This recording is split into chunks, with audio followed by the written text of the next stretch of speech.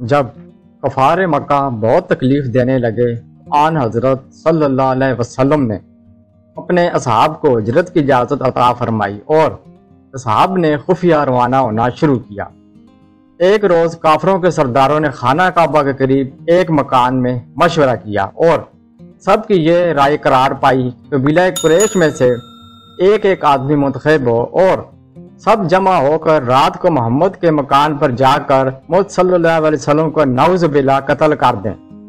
محمد صلی اللہ علیہ وسلم کے ساتھی سب سے مقابلہ نہیں کر سکتے، اس لیے خون بہا پر راضی ہو جائیں گے۔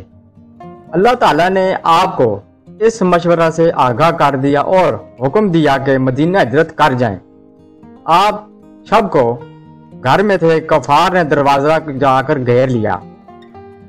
آپ امانتیں حضرت علی رضی اللہ تعالیٰ عنہ کے سپرد کر کے گھر سے نکل گئے اور خدا کی قدرت سے کسی کو نظر نہ آئے، اور حضرت ابو بکر صدیق رضی اللہ تعالیٰ عنہ کو ساتھ لیا اور غار ثور میں جا چھپے۔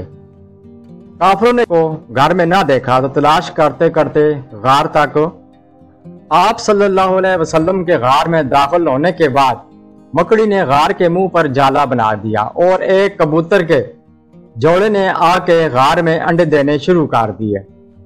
جب کفار نے دیکھا تو کہنے لگے اگر کوئی آدمی اس میں جاتا تو یہ مکڑی کا جالا ٹوٹ جاتا اور کبوتر اس غار میں نہ ٹھہرتا۔ اسی غار کے متعلق قرآن پاک میں اس طرح ہے، جس کا ترجمہ یہ ہے، سورۃ التوبہ پارہ 11 آیت نمبر 40۔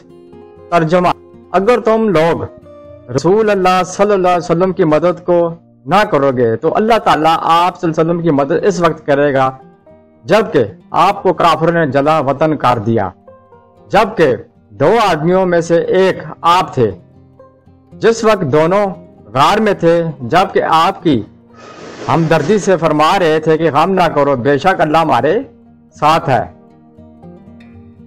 آپ صلی اللہ علیہ وسلم 3 دن اس غار میں رہے، پھر آپ مدینہ تشریف لے گئے۔